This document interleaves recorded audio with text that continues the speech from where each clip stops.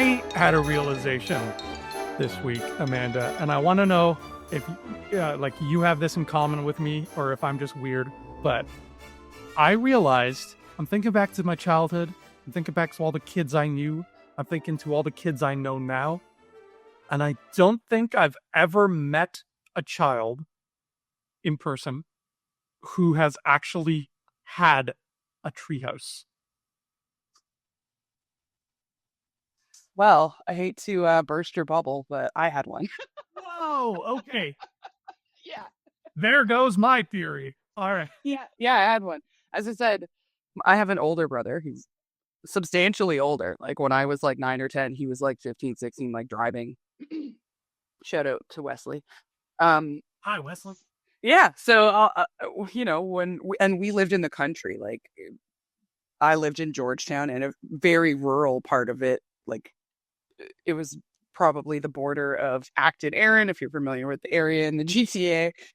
So it was very rural. Like we had a few acres of land, and it was uh, on the edge of a very nice like horse farm. So we used to go down, feed the horses. We had some area that was like trees, a bunch of fruit trees, lots of tobogganing in the winter. But when I was old enough and we had some materials, I asked my brother, "Hey, can you build me a treehouse?" And him and his friends did. And it wasn't like your traditional four walls. It, I think it was more of like an open concept. Three, like a roof, two walls, and it was like a triangle shape. But it was about 21 feet off the ground.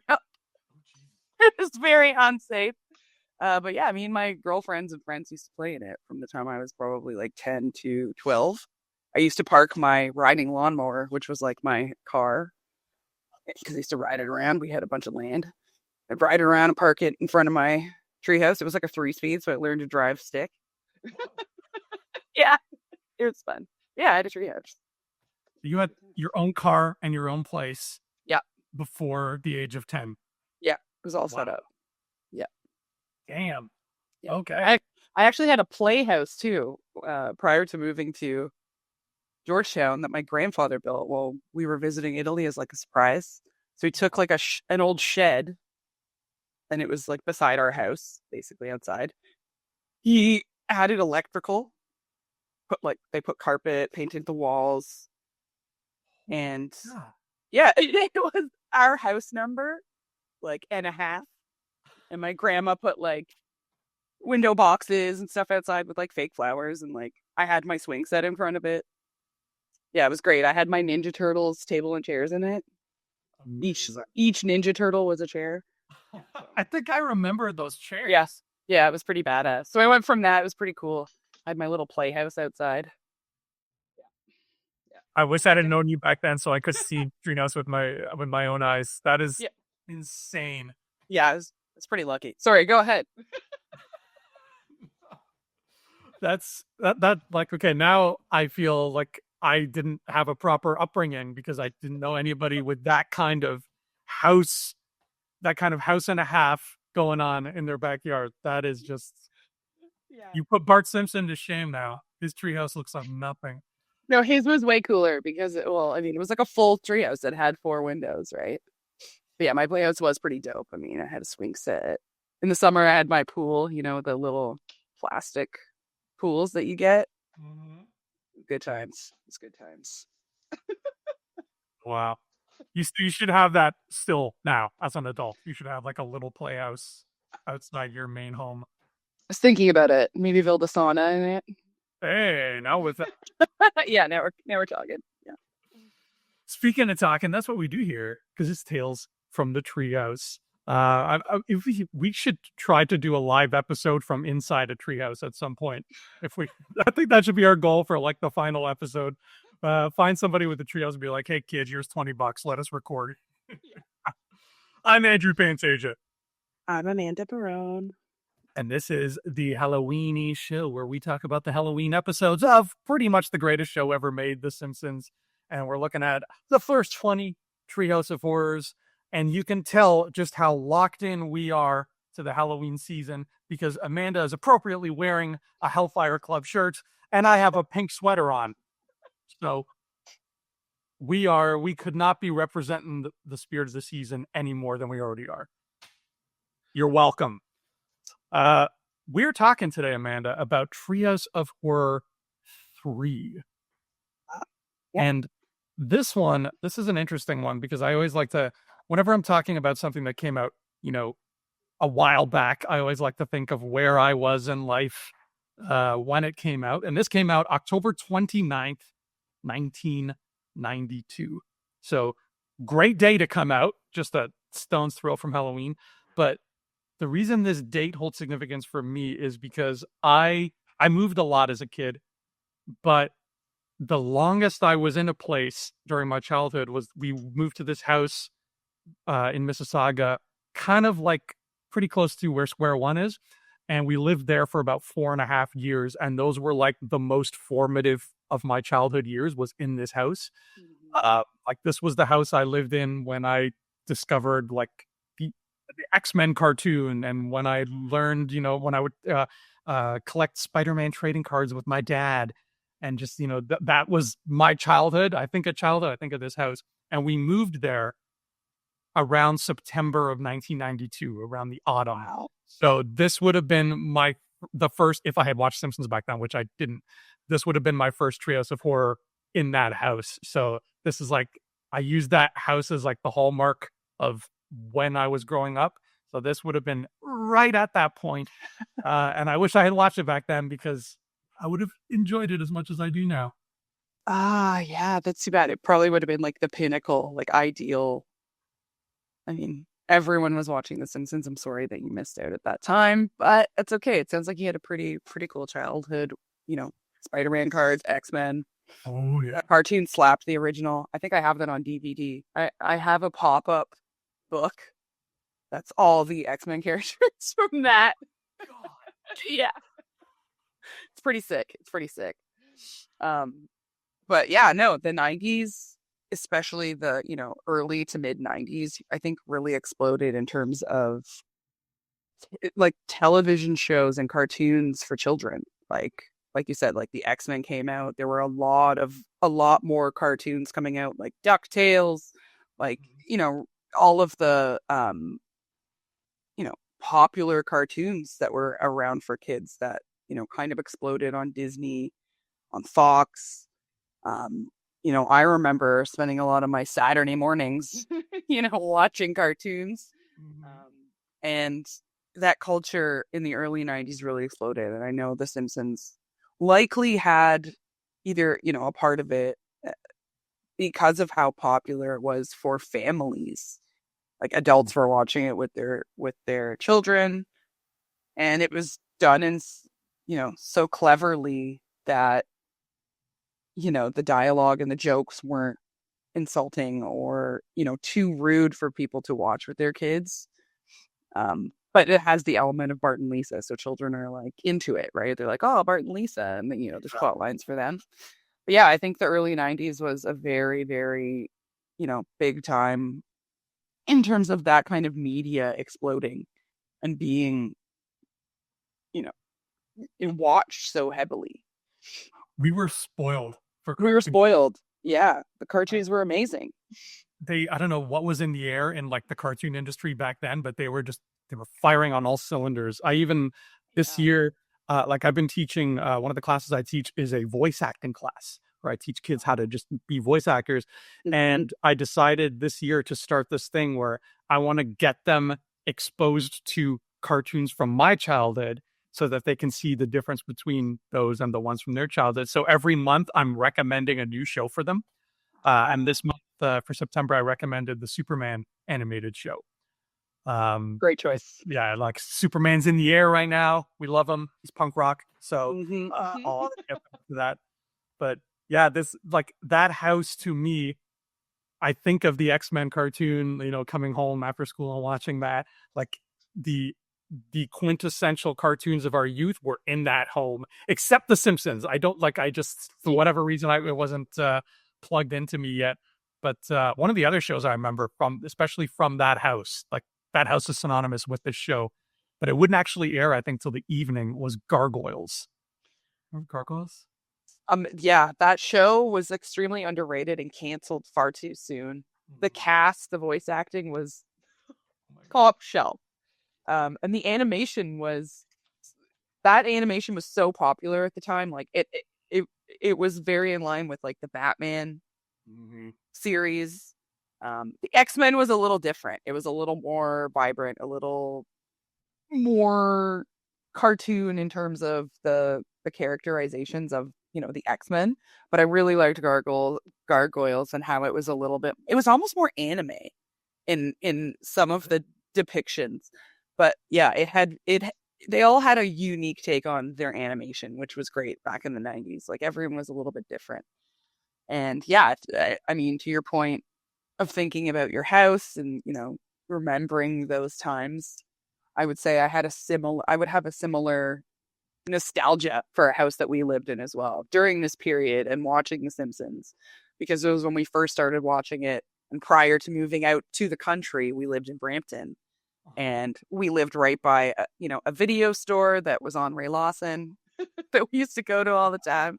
And I have very vivid memories of October 1992 because of, watching The Simpsons and a few movies that came out during that time period. And Ooh. this episode of The Simpsons actually, parodies one of the films that was really big in 92. So we'll talk about it when we get to that sketch. The episode. Whoa, Treehouse of Horror 3 parodies in 92 film. I'm excited. Yeah, a really popular one, actually.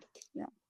That I was starting to get into horror, especially at the time too, when you're talking about, thinking about your house. And I used to come home as well, watch the cartoons, but I was getting into horror movies and specifically the movie that's parodied in this. I was super excited because it was a big release, but it actually was released after Halloween. Oh. Yeah. And this episode of Treehouse aired right before Halloween too. I think it was like the 29th. So Right. it was, again, the excitement for children, for everybody leading up to Halloween. It was kind of maxed out because The Simpsons, you got to watch the Treehouse of Horror before going trick or treating if you were able to watch it. And like me, I was super pumped because I was getting into horror, loving The Simpsons, and October is a fun time. Halloween's a great time when you're a kid. Yeah. It's magic. It's a magical time, and I'm glad that like we can still make it magic as adults, and it's not the fun of trick or treating might be gone for us. I mean, who's to stop us really? Like we can go trick or treating. Nobody's gonna say no. But like the fun might be gone from that side, but we're still making it our own, which I think is cool. I mean, I still will carve pumpkins and give out candy. I think the fun just transfers because you get to see all the kids in their costumes and like, enjoy that and just reminisce and think of, when you were a kid and nostalgic times and maybe what you would dress up now if you were a kid and going trick or treating. Like, what would I Oh. be? Anyway. All right. So I actually have a fun little postscript story about that childhood home. And you know what? I'll tell that at the end of our episode today because I think it's a good way to cap things off here. So, Trios of Horror 3. Oh boy. Okay. So we have our setup, which is Homer uh, imitating um, oh my god, Alfred Hitchcock. His name just I drew a blank on Alfred Hitchcock's name for a second. Stepping into the silhouette of Hitchcock, and it's hard to decide which one of them is bigger and rounder. But that was a fun little treat. Do you remember that show, The Alfred Hitchcock Presents, where he would step into his own silhouette? Oh yeah, big fan of Hitchcock. I really liked how they did the play on how obviously, Hitchcock, again, he's a bigger fellow. Very good to, use Homer in the parody of it. It just fits so well. And the beginning was good because you're like, oh, Hitchcock, oh yeah, Homer, okay, perfect. Simpsons was really getting into, you know, in the fourth season for the third episode of Treehouse, but they're really getting into, the characters and the character development. So people were starting to, align more with the type of jokes they would make and, how the characters' responses would be. So I think it was really fitting to do that kind of transition at the beginning of this episode. A little different than the previous, where Marge is giving her, parental guidance spiel about the show being too scary. So it's cute to kind of see a little bit of a different transition. Do you have a favorite Hitchcock film? Ooh, probably Rear Window. I really liked that. Vertigo is also cool. I like Vertigo a lot. Yeah. How about you? What's yours? Yeah, Rear Window with Psycho like right underneath it. Like they're making sweet love on that list. They are touching. People, I think, gloss over how good Psycho actually is. Oh yeah. And especially at the time it was written and made, like Hitchcock was a trailblazer for sure. And yeah, I mean, it's great to include him in this, episode of Treehouse. Again, adding, Homer as the character alignment. It was really well done. And it's funny, I don't think, maybe I'm forgetting, but I don't think there's any Treehouse story that's a direct parody of a Hitchcock, unless I'm mistaken. Like, I know we get the full episode where Bart sees Flanders killing his wife, but Yeah. I don't think there's ever a Treehouse that goes along that, which is kind of odd.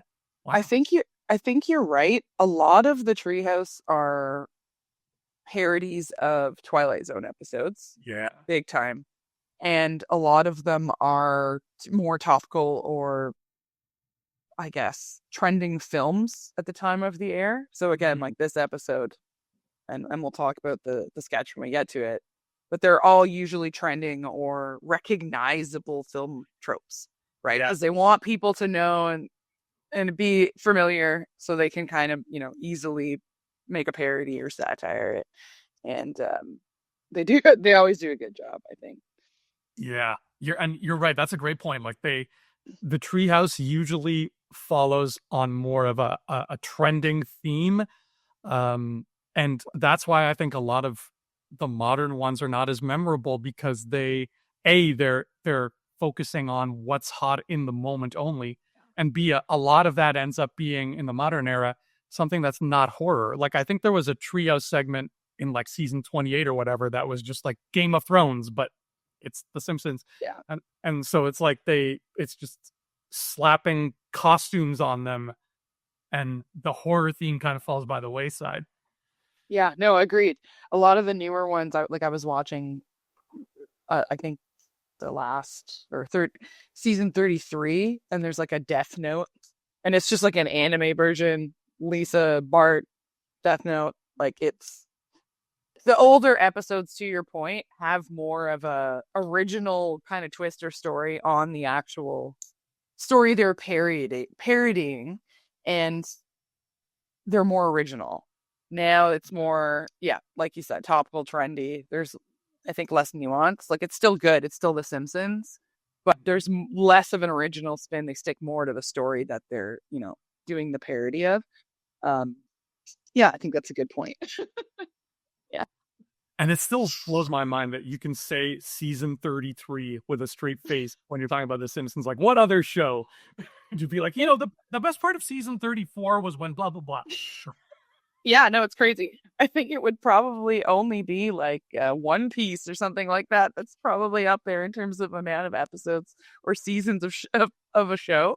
Or maybe, let's say, what's that the British show, Coronation Street? There's probably a lot. Yeah. Or that, or like a soap opera, like Well, it's Beautiful or something. Yeah. Days of Our Lives. Wild. Yeah. Literally, like it was on TV this morning, and it was just like Days of Our Lives. Yeah, still exists. There's still that's a lot of days in their lives. A lot of days. Luckily, though, clowns, particularly little tiny clowns, will always be scary, just like our little Krusty doll. And in our first story, Clown Without Pity, the Krusty doll is trying to kill Homer, because most things try to kill Homer, especially when it's Halloween. Yeah. And Clown Without Pity, I suppose you could look at it through a few lenses. I think there was a Twilight Zone episode about a killer clown doll or a killer doll. And then, of course, you have Child's Play, which is so much damn fun. It's drawing from a lot of different things. And what you end up with is this classic Treehouse segment of just Homer being traumatized by this killer clown and matching wits with it, and it ends with one of the greatest denouements ever of somebody set this thing to evil. He's just fucking evil. I just love that there's a doll technician. That, like this episode of Trios of Horror is one of the best, in my opinion. Like the two, like a couple of the sketches, like all the sketches are good, but the few just have some really great singers. Just the whole episode or the whole sketch from start to finish is just joke after joke after joke, and it's really, really, really, really well done. Um, yeah, this episode specifically has a lot of good ones, and like one of my favorite Simpsons quotes of all time. I think you probably know what it is.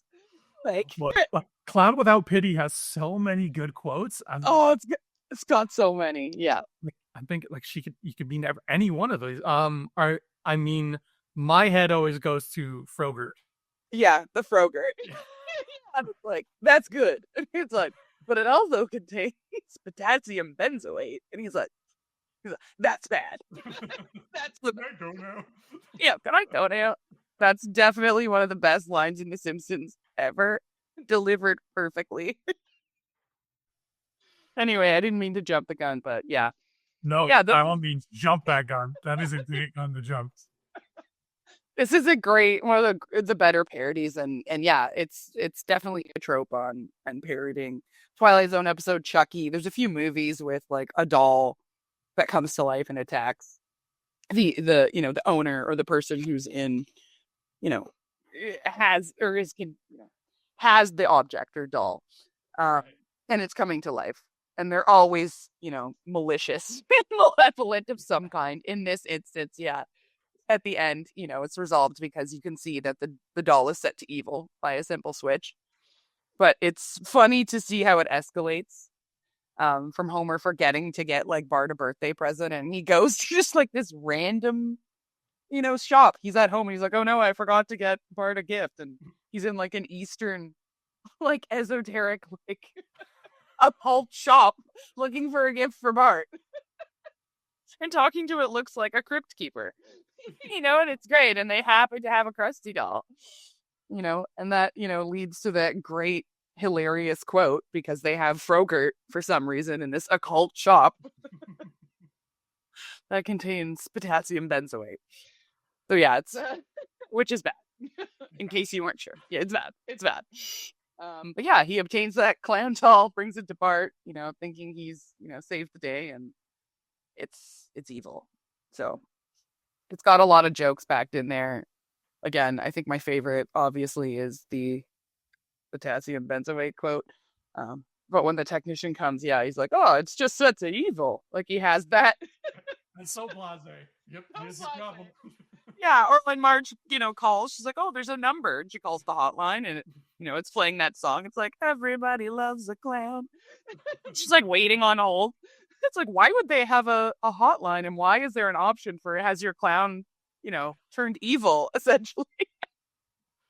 That was such a great running joke that they would do around like seasons 2 and 3 with the you would call somewhere and they'd be put on hold and then the most ironic music would start playing. Yeah. Like when Homer gets shipped off to the mental hospital and then Patsy Cline's Crazy starts playing, I'm like, this is the best. Yeah, their choice of songs are always perfect. Really adds to the comedy. The later. Yeah. And that Frogurt man, I wish he was also a recurring character like Kangan Kodos. Like he should come in every Treehouse. He should always be selling different shit at his store. I think yeah. Do you remember The Simpsons Tapped Out, the mobile game? I think I had the store in my town. Yeah. Yeah, House of whatever it's called. Yeah, I actually have a t-shirt that's like The Simpsons Tapped Out. It's all Krusty Land.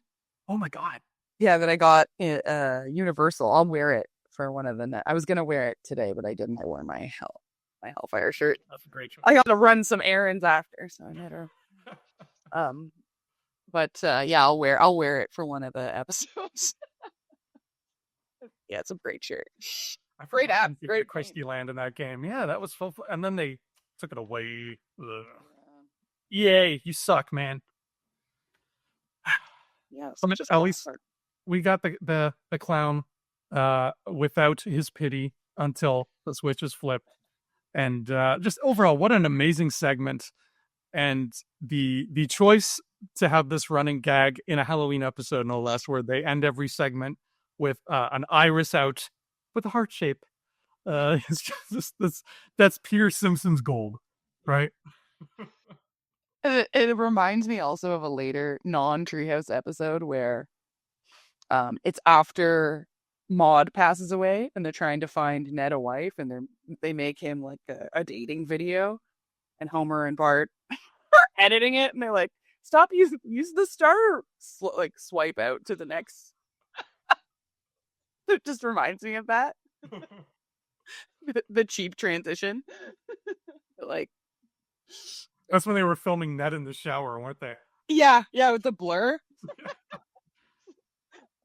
But that was a big blur because Ned Flanders is sacked. Back in heat. Back in heat. So after Clown Without Pity, Amanda, what do we get? The next one is a really great one. It's the King Homer. It's the parody of Kong. So it's pretty much the episode starts the treehouse. It doesn't start in the treehouse, and this Treehouse of Horror episode is a Halloween party where they're all trying to tell scary stories. So this was actually Grandpa's story. So it's black and white, and it's King Homer. So again, it's a parody of King Kong. Mr. Burns is the eccentric billionaire who's traveling to Kong Island, basically, to capture the giant ape, which is, portrayed by Homer. He's embodying King Kong in this parody. And it's, it's pretty much the story of King Kong from start to finish with its, Simpsons jokes here and there. Marge plays the damsel in distress in this one, who Homer falls in love with. And when they get back to New York, where Homer becomes, or King Homer, the gorilla, becomes the spectacle on display, the attraction. You see him escape to look for Marge.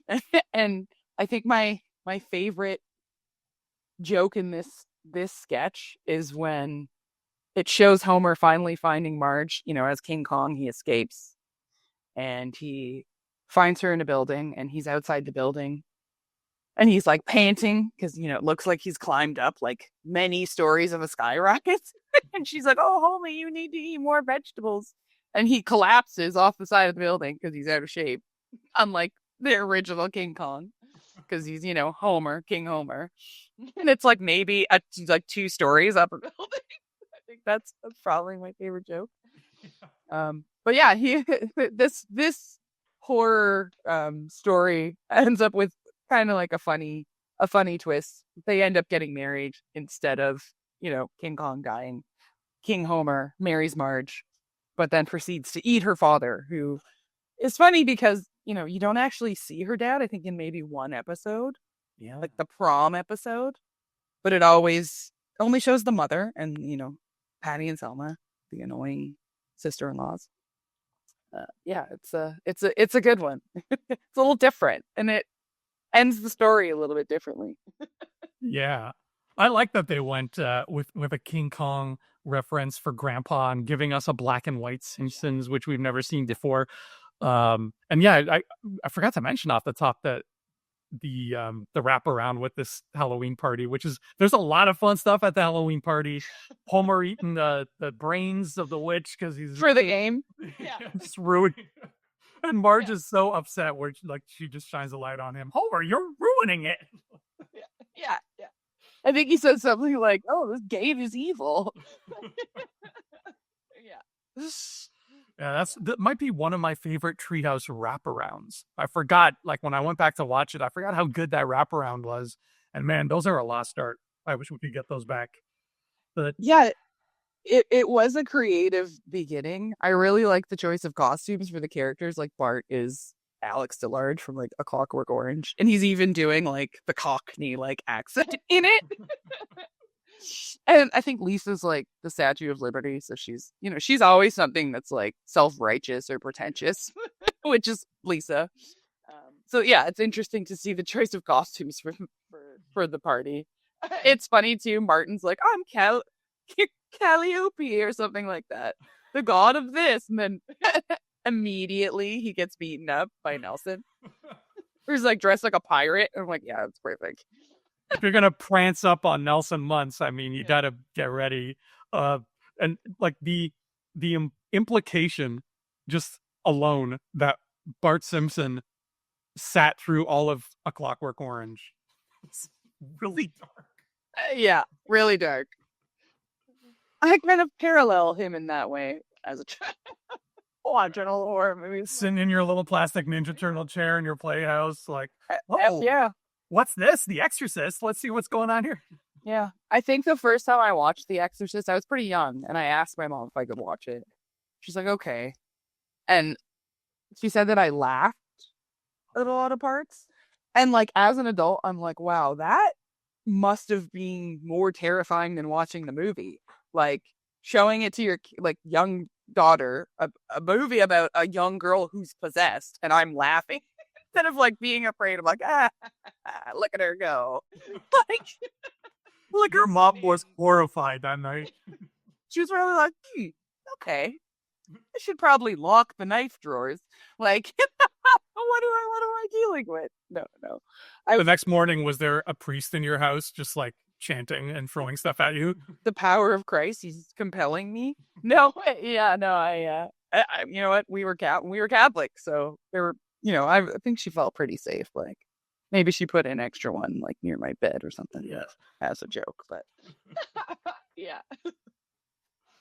And of course, as it usually goes with Simpsons, I saw them parody something before I saw the something they were parodying.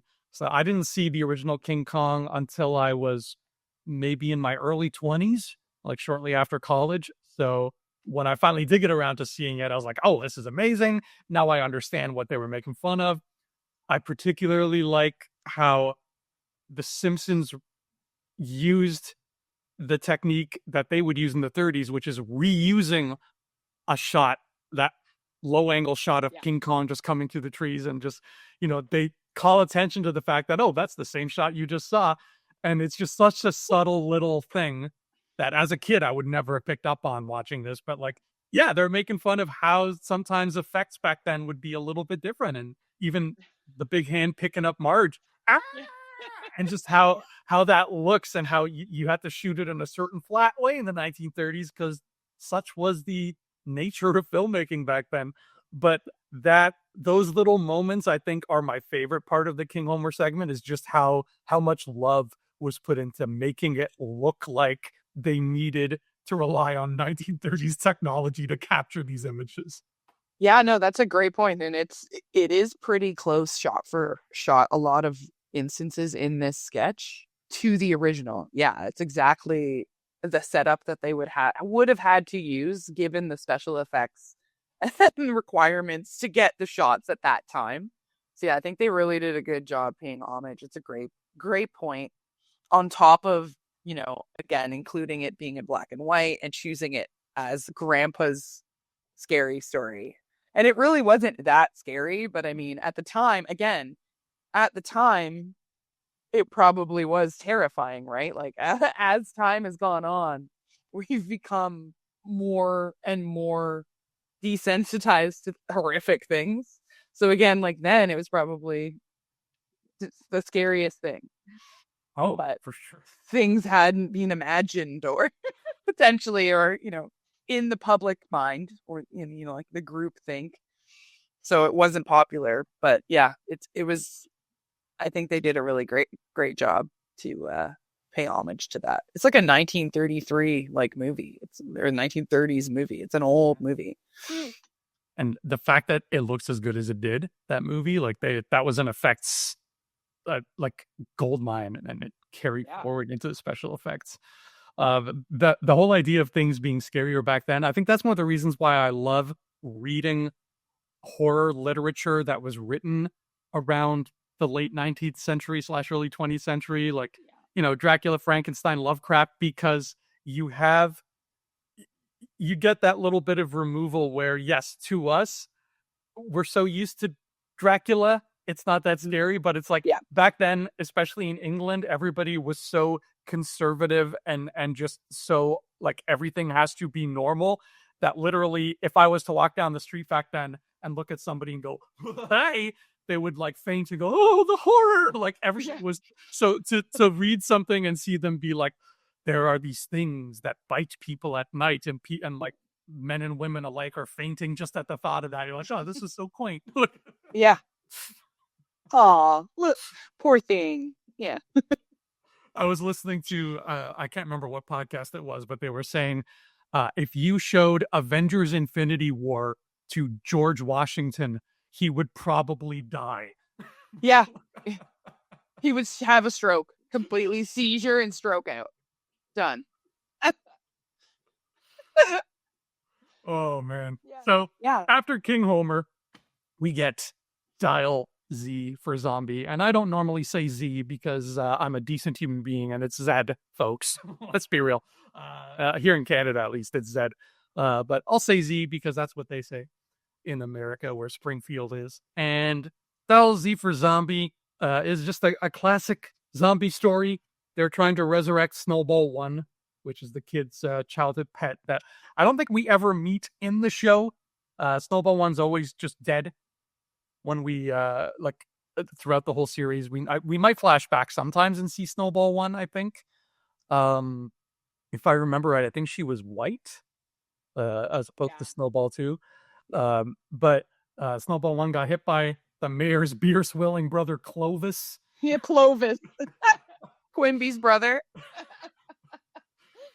This sketch has a lot of jokes. Like I was listening to it, I was like, man, this joke. I also wrote that down. Clovis, Quimby's brother. And in their haste to try to resurrect Snowball 1, the kids inadvertently cause a zombie outbreak in Springfield, and the rest of the sketch is just zombies aplenty and them dealing with it and trying to put things right. And we get a lot of the classic zombie tropes of them barricading their house poorly because Homer's the one in charge of doing the barricading, and dealing with celebrity zombies, which is kind of a fun concept, and ending with the magic spell setting everything back to normal. I off the bat, this is always one that I forget about.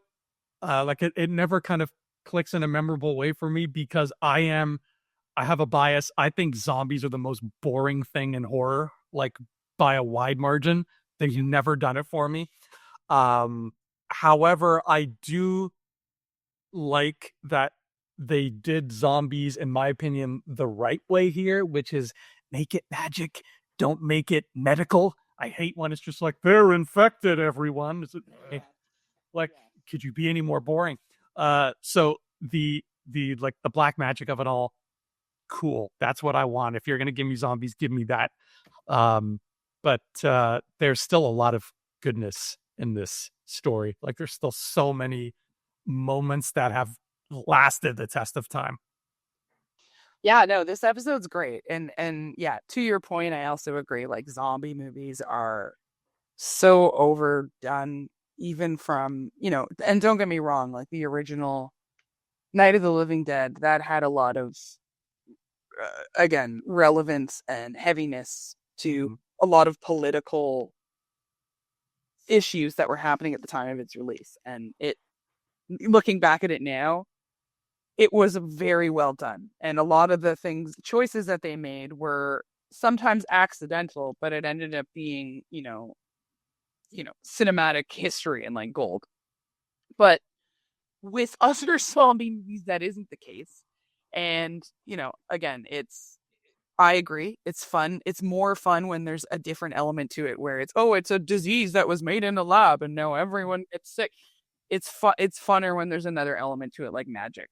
So, obviously this sketch again does pay homage and parody to a lot of the zombie tropes, but it does have that magical element. and it is very similar and sort of a parody on obviously all the zombie movies, but specifically it's very similar to a movie that was about to be released, and is a cult classic, an Army of Darkness. If anyone has ever watched it, zombies are related to the spell that Ash says when he goes back in time. Again, the Evil Dead is also related to a magical spell. So Army of Darkness came out, I think, in in the winter in '93, and I remember going and renting it, and we had to watch it because I loved it, and it's a comedic horror movie, like it's funny, and again, the magic element is how the zombies happen in this Dial Z for Zombies. Again, Bart I think he has to do like a book report and he doesn't do it right. So Krabappel sends him back to the library and he goes to the occult section and he finds a book and he's like, oh, zombies. He goes to Lisa. He's like, hey, we can bring back Snowball too. And they go to the cemetery and he says the little, spell. And it's a very big play on, very similar to what Ash says in Army of Darkness, right? Which is a direct reference to, I think, The Day the World Stood Still, because it's something, I think, what the alien says, right? Is it Klaatu Barada Nikto? Does he have yes, yeah, Klaatu Barada Nikto, and in Army of Darkness he forgets it and he says it wrong, and that's what causes all the evil stuff to come out. And again, in the Simpsons episode, what Bart says is kind of funny. Like, I think the first spell that he says like, I can't remember. It's like names of. Oh yeah. It's names of like. Yeah. I have it's names of game show hosts. Yes. And it's like something Trebek, and then he says like, oh shoot, what's the other? It's names of a game show host, and the names of like stores. It's like Walmart, something's yeah. They have the game hosts and then stores, and when he turns Lisa into a snail, it says he's saying the names of 1970s TV investigators. Yeah, it's like Kojak something. Yeah. Yeah. Yeah. And then the last one is all condom brands. Yeah, condom brands. Yeah. I know, I stopped and I was like, wait a second, is that game show? Was it looking at game shows? I'm like, that's stores. I'm like, that's detectives. But yeah, the last one was pretty easy to identify. Almost. Another huge part of my childhood got represented in this episode, which I love, is I was a big fan. I still am. I have almost all of them of the Where's Waldo books. So I love those books. Yes, when he's looking in the library and he's like, wow, they're really not trying anymore. And just literally just a kid pointing. He's just on the beach, just standing there. Oh man, the jokes in this one. But yeah, it's great. Once everyone gets infected once all the zombies rise out of the cemetery and then people start getting infected. Yeah, it's great. I love the celebrity zombies. Like, it's like George Washington, Einstein, and then Shakespeare, zombie Shakespeare. But I think one of my favorite parts in this sketch is when they're in the house and Homer's like, okay, let's go, and we gotta see if there's another book to get a different spell. When they go outside and zombie Ned approaches, and Homer just blasts him, and he kills him. And Bart's like, oh, he was a zombie? And Homer's like, he's like, he was? I didn't realize. Like, I didn't know he was a zombie. Decided to murder him on the spot. Gun in hand, may as well shoot Ned. Right. Yeah. And the fact that Ned is full of, like, he's coming up on him and asking to chew on his ear. Yeah. It's like, yeah, that's totally normal Ned. Yeah, it's just Ned. Has a diddly in there, he knows. Okay. Yeah. Oh yeah. Funny episode. There's so much of this Treehouse of Horror, even more so, I think, than Treehouses 1 and 2, that have just carried on into the modern era in terms of just like little moments and little quotes. Like, this was, I'll admit, this is probably of the three we've done so far, my least favorite Treehouse. I know we differ in that regard. Oh, okay. But it might be the one that has the most, like, it was the hardest for me to choose my favorite quote because goddamn, there's some in this. Yeah. There's another part too where like in this one where the zombies with the third sketch we're starting. And it's not really a quote, but it's like a part of this of the show where like they're watching Krusty on TV and then he opens something and Sideshow Mel walks out and then it's like technical difficulties and it's like a drunk guy. like the show stops and then it's like because Krusty's getting attacked. Like I love that. I always think about that anytime like something on TV goes wrong. I think of that image like technical difficulties and like a drunk cameraman or like a crew member. As I've gotten older, Krusty has slowly crept up and he might be like one of my favorite characters ever. I love how bad he is at his job. He's so lazy. Just so lazy and dry. Yeah, him and I love Mo. Like Mo is like up there for me, like top 3 character. But yeah, Krusty's good. He slaps. It, like his comedy is great too. When he is funny, it reminds me of like old school like Mel Brooks comedy or like Carl Reiner, like that kind of like hilarious, very dry, simple, but just oh my god, unreal comedy that you just is so basic where it's like, oh, like I love this one joke. I think it's on the Seinfeld like comedians and coffee and it's him and he's visiting with I think it's Carl Reiner and Mel Brooks and they're talking about how easy comedy can be where it's just like literally just a conversation between two people and it's like oh it's me and my associate and like the two old men talking and he's like one approaches the other and he's like hey how are you doing he's like oh I heard your house burned down everything good and the other one responds and he's like shh that's Thursday. And it's like it's that simple like a comedy can be that simple but like so clever. So I always think of like that kind of I associate that kind of comedy with like Krusty. So yeah, I really enjoy a lot of those sketches with him or related to him. Yeah, that's her. I like that. That's Thursday. I had to start using that. Thursday, yeah.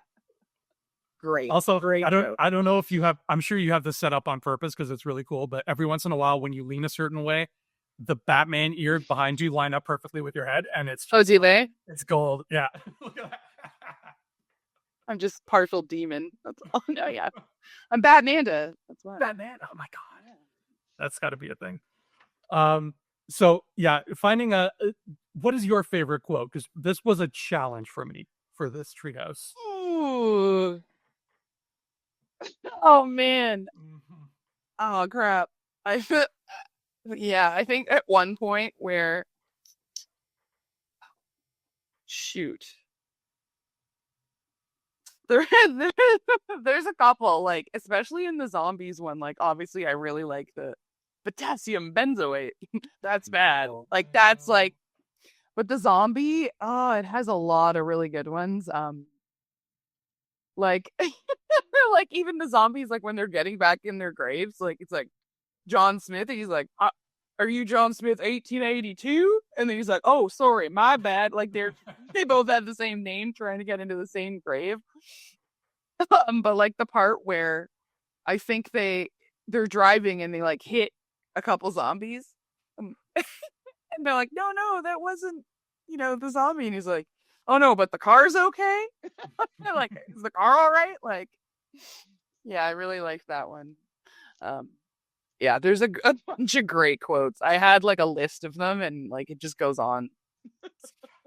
What a challenge that was. I think I had to settle on I remember this one cracking me up the most the first time I saw this, and it was I think it's actually written in this book here. Um, Marge, the doll's trying to kill me, and the toaster's been laughing at me. Just been laughing at me. Yeah. Oh God, I think I wrote that one down too. Yeah. No, Marge, the doll's trying to kill me, and the toaster's been laughing at me. Yeah. Yeah. That one just like I kept coming back to that, and I'm like, that was definitely the biggest laugh of the episode, no matter what. Even though it might not be the one I repeat in my daily life the most, it's definitely it takes the cake. And I think I have to give a special shout out to a runner up, which is not even a quote, but it's a piece of physical comedy. And I do this a lot, especially when I'm with my students to make them laugh. I'll do the Mr. Burns throwing the gas bomb. I'll be like, oh, go long. I'm gonna toss this at you. Watch, I got a great arm, and I'll like have like a ball in my hand, and I'll just go. Yeah. And it just cracks people up every time. That part is great. Oh gosh, I love the fragility and how, like, just on the verge of death. Like they always depict him as like it's such a funny character trait for him.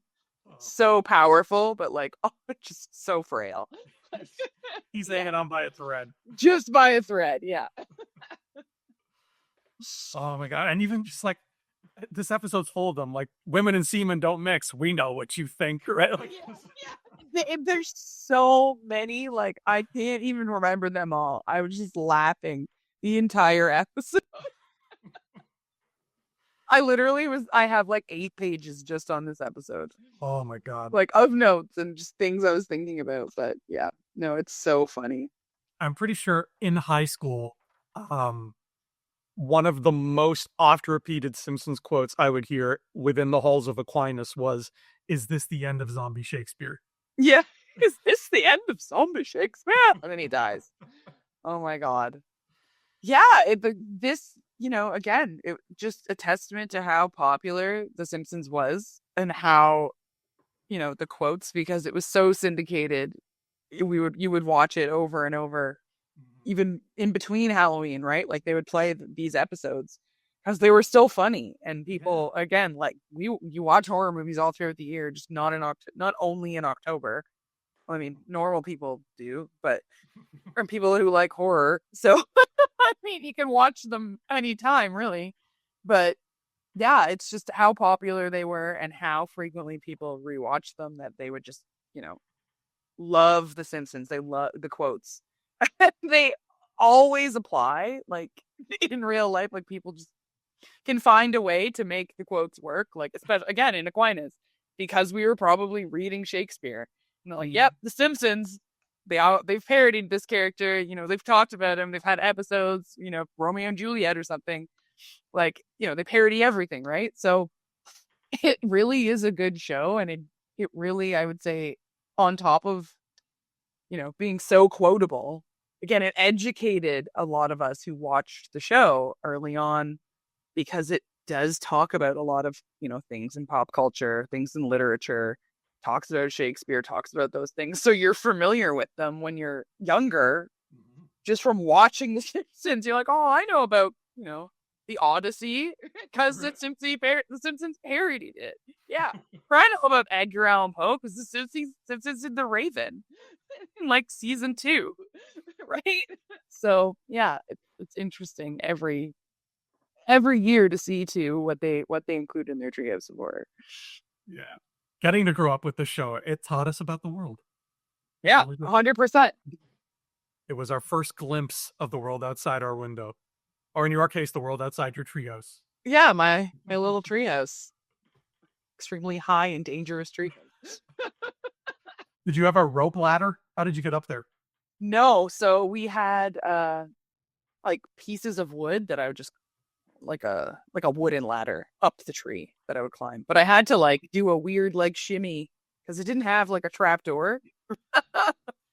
I just had to grab and hold on and hope for the best, because again, it was like literally high enough for me to fall and die or become, Christopher Reeve myself. So it was streak. Right. His brother and his friends were like, "Okay, there's your treehouse. Now, good luck getting into it." Yeah. Under, See you do a cartwheel in my room again. You know, yeah, can't cartwheel if you can't walk. Like, yeah, that was part of his master plan. yeah, probably. So it's time for us to rank these three stories. Um, I guess. All right. I guess I'll start with my number three. I I'm really curious. I feel like we've been close on the other two. We've had some like our lists were really similar. I in this one I have no idea how it's going to fall because we both feel so different about the episode. It really could be all over the place for us. So Yeah, I'm interested. yeah, Mm. I put in number three just because my own bias is getting in my way. Dial Z for zombie. Ah, okay. Yeah, that's fair. That's fair. I think um I would probably say my number three is King Homer. Only because I feel like it didn't have as many jokes Yeah. per in this sketch, like per minute, so to speak, so to say. Um, but I really I really did still like it. I thought it was well done. Again, it did pay homage to like the older, more original, horror, which again maybe wasn't as horrific, but it was pretty groundbreaking and instrumental in, like you said, like how they shot it and how they made it work with special effects. And The Simpsons kind of carried that into as a part of a joke with it too, like how he follows only like two stories because he's lazy. But again, like they wouldn't have done it up high. It was back in like the 20s or 30s that they filmed it. They would have had to do like force perspective for a lot of things, right? So Yeah. yeah, I think it was well done. Yeah, I would say number three is the King Homer for me. That's a decent spot for it. I have King Homer at number two, and they were close. These two. I think with King Homer, it has fewer laugh out loud moments than Dalzet for Zombie, but they ended up being bigger laughs for me than the zombie one. Like Okay. women and semen don't mix. The climbing the building and then like, oh wow, he's taking a sweet time. Better refuel. Like those those just They come out fly of out. nowhere. Yeah. Like Yeah, they leave. they really those laughs really get you in King Homer, even though they get you less often. And it just Yeah. and the visual style of the whole episode too is so much fun. And I will never miss an opportunity, thanks to my good friend Barney Gumbolt. I'll never miss an opportunity to like distract somebody from something by saying, "Look at the size of that platform," or something along those lines. Like I love just the idea of Yeah. taking something like that and turning it on its head. So it's the moments in here, even though there's less of them, they stick with me more. That's more Yeah, pursuit. yeah, for sure. No, I think the jokes in it were again very like subtle, very old school, you know, dry, sarcastic comedy, which is really funny. Um, so I think it was well done, and I agree. It had a lot of really funny, subtle jokes in there. And if you weren't really paying attention, or you're an adult, you picked up on them a lot more watching it than a kid, but you were still engrossed as a child because like, oh, King Kong, it's probably a new story for you, but it's still subtle enough, not scary enough humor that, you could watch along. Yeah. But again, it's an introduction to a pretty classic horror or, sci-fi or scary story. But it's done in such a way that it's, again, not too scary. You kind of get the idea of the story, you become familiar. So The Simpsons is really good at doing that. Mhm. Yeah. What did you have in your number two? I would definitely say number two for me is Dial Z for zombies. I think that, again, yeah, it's kind of boring, but it had a lot of really funny jokes in it, like the, technical difficulties, Homer shooting Ned and being like, "Oh, he was a zombie," and like it's just like I really like the references to like, the day the Earth stood still, Evil Dead, even though it was Evil Dead was, or sorry, Army of Darkness and Evil Dead, which Evil Dead was released by the time this episode was out, but Army of Darkness came out in 93. So I really liked those references, and I thought it was pretty funny and well done. And again, like the zombie Shakespeare, right? Like all the characters, it was starting to become a little more silly, I think, in this season. And again, the characters were kind of developing more. People were becoming more familiar, so they had more to play off with a lot of this episode and the episodes to come.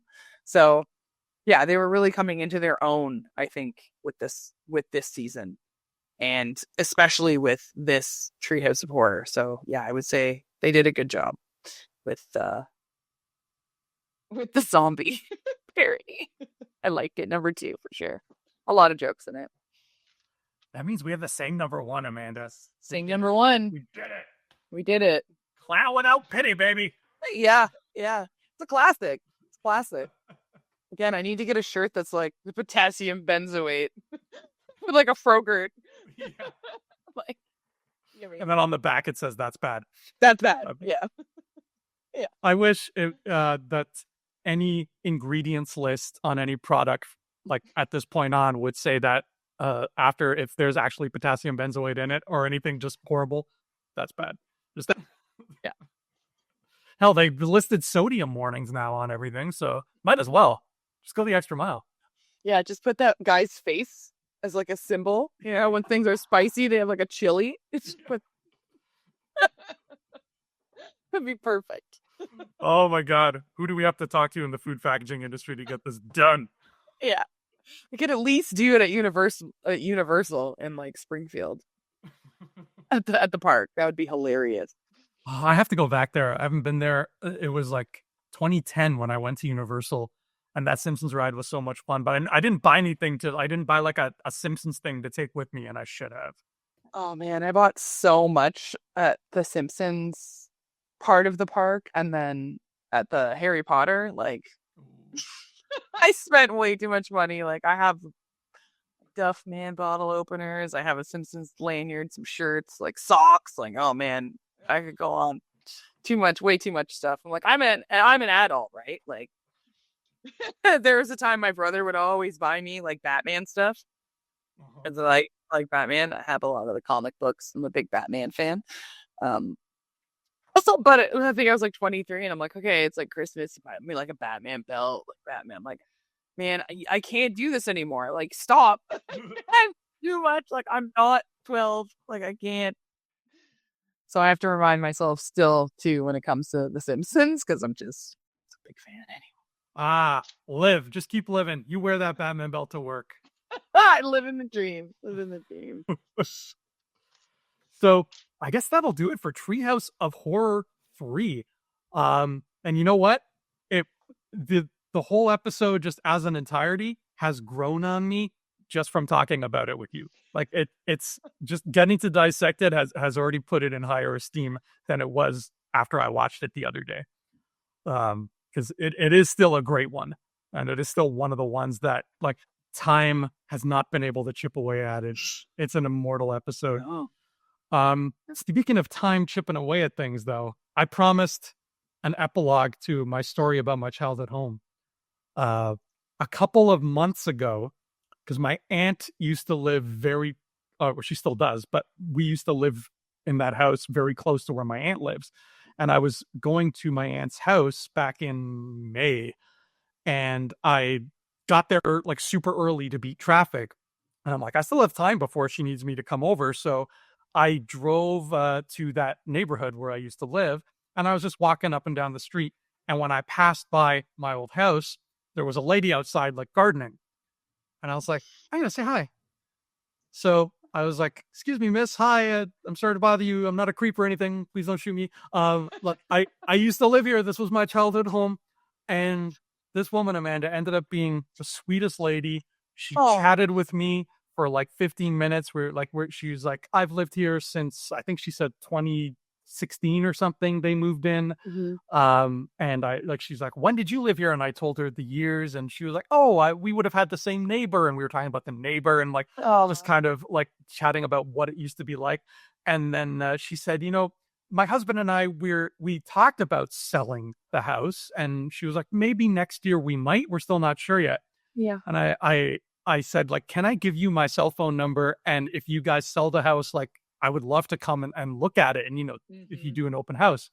And she took my cell phone number down. And then as I was saying goodbye, and she was like, do you want to just come in and look at it? I Aw. was like, are you kidding me? Can I? Like, Yeah. I could not believe my luck. And obviously this woman has no survival skills whatsoever because she knows Stranger.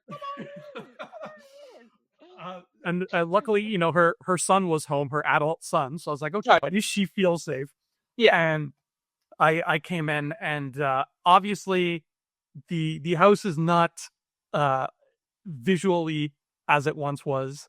The carpet is gone because carpet doesn't exist anymore, I guess. And hardwood floors everywhere and whatever.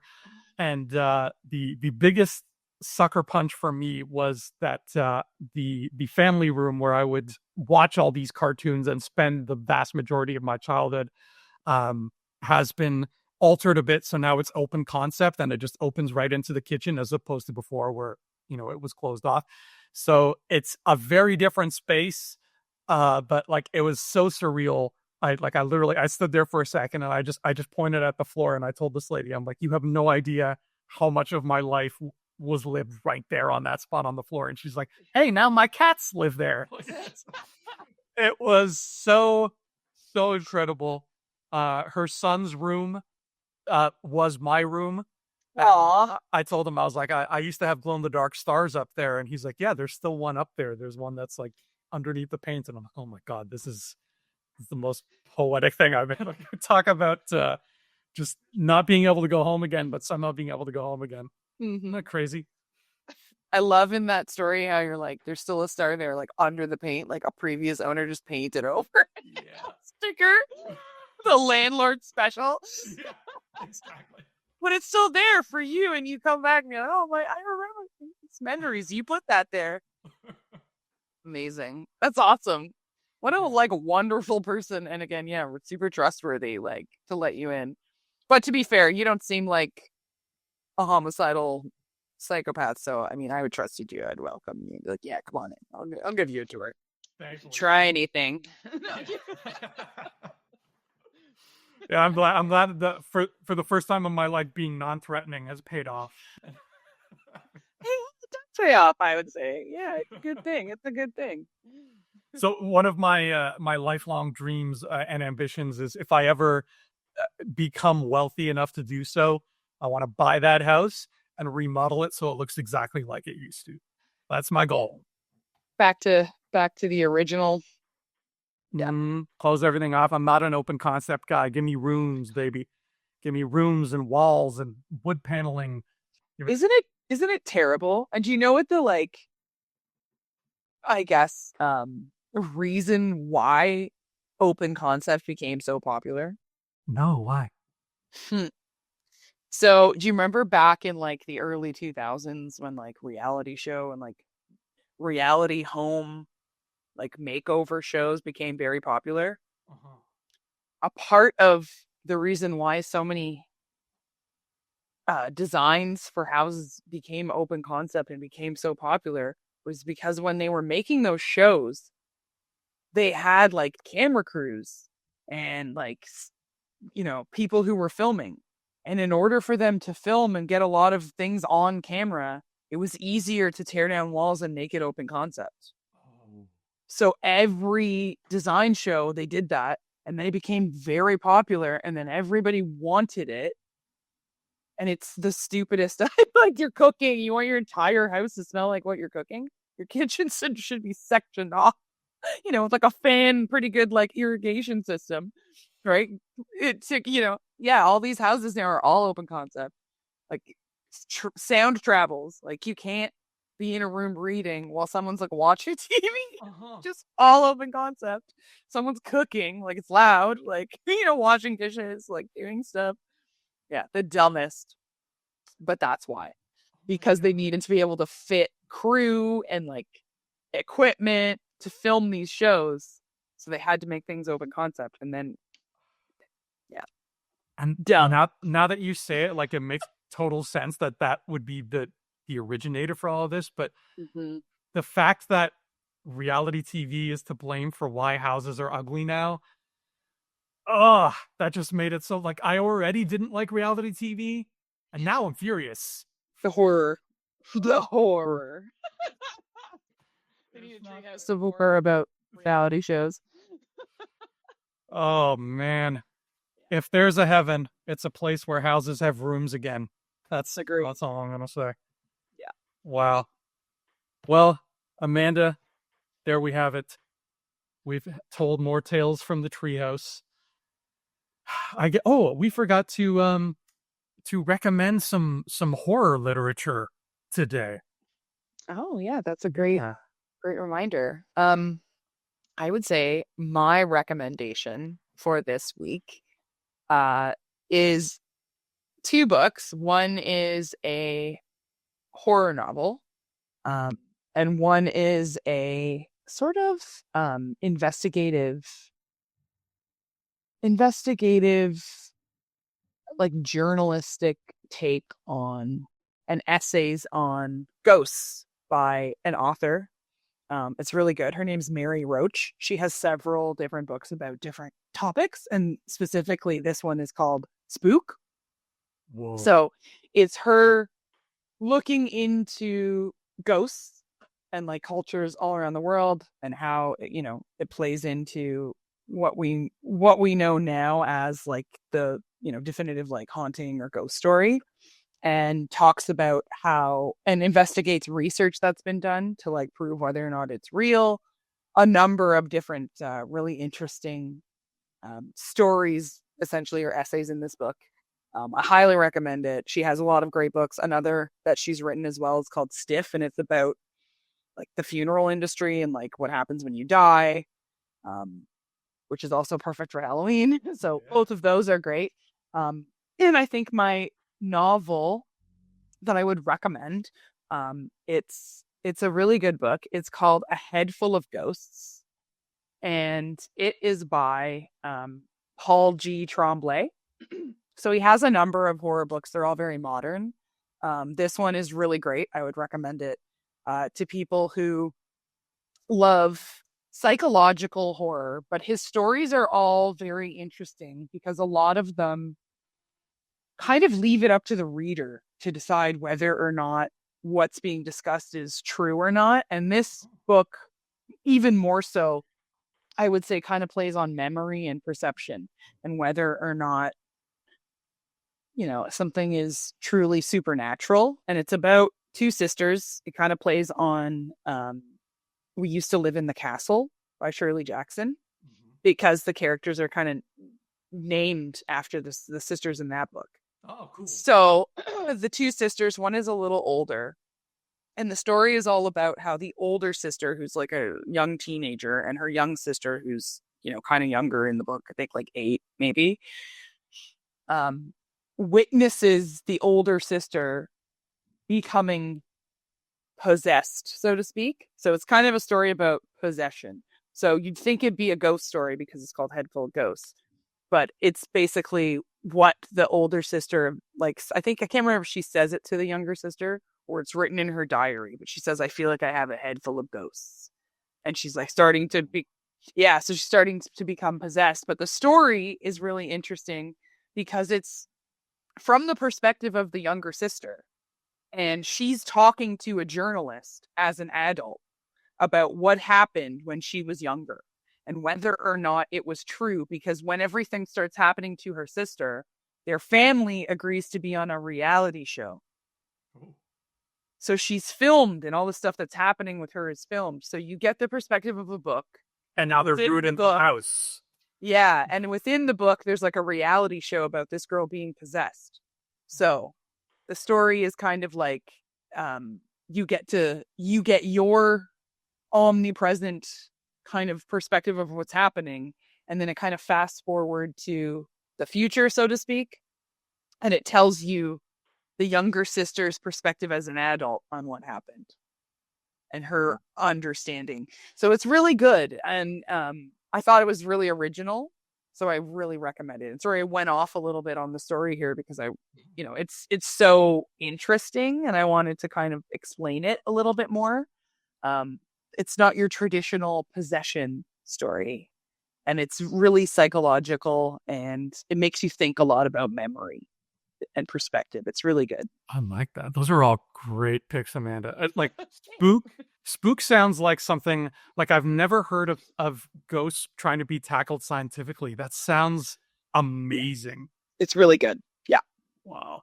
Yeah. Okay. I need to read those. I I was trying to find something that fit with what we watched and covered today.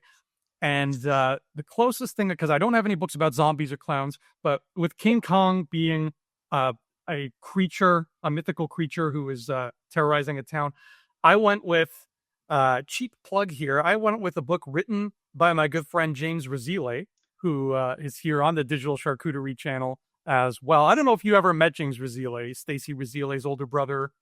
He went to Aquinas too. He was a few years older than us, though. Nice. You know what?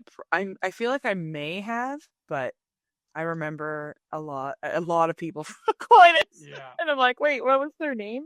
So I feel like I probably did at some point. I think he's got about 5 or 6 years on us. So he was a bit before our time, but he wrote this novel, Cape Side Bay, which you can get on Amazon right now. And this is, if you are a fan of Jaws, it's a very similar kind of story where you have a small town by the bay on the water, and the town is getting ready to celebrate a big event. But then a creature starts terrorizing the folks of the town. Except, unlike Jaws, this creature is not quite of this earth. And all of a sudden, you have all these different people trying to deal with it. People coming from outside the town who claim to be professionals, and you may or may not be able to trust them. There's a lot of fun stuff happening in Cape Side Bay. So I would recommend checking that out. If you are interested in creatures from beyond terrorizing folks from not beyond. Good choice. Like that. All right. Well, that'll do it for this episode of Tales from the Treehouse. Amanda, where can people find your stuff or anything you want to plug? Anything at all? Oh, again, yeah. This week, what do I want to plug? Again, probably reading. I wouldn't mind. There's a really good YouTube channel that I've been watching lately. I might plug that. If you're a fan of horror, it's called CZ's World. He is amazing at dissecting horror films and going through like the history of like a lot of the characters or the story, like just phenomenal detail. If you haven't ever seen his videos, I would say check them out. Yeah, again, it's CZ, like the letter C, the letter Z, and then world. And yeah, you'll find a lot of content. His videos again are very in depth, very, they vary in terms of length, but they're super entertaining. And he is just wildly, wildly intelligent. And you just like the content is amazing. So I would say check it out. Yeah. I like that. That's perfect for this time of year. Yeah. I guess I'll plug my silly old books. Once again, We Were Wizards, which you can buy right now on Amazon as well. You can read them in any order, technically, but if you want to get numerical about it, the purple one comes first and then the silver one. As soon as I'm waiting on pins and needles for my friend to finish designing my cover for me for my newest secret book. And when that happens, I can finally reveal it to the world. But until then, we just have to be patient. But I promise that's going to be worth the wait. So, everybody, thank you so much for listening here on episode 3 of Tales from the Treehouse. We will see you next time. And remember, please don't blame us. We voted for Kodos. See you next time, everybody.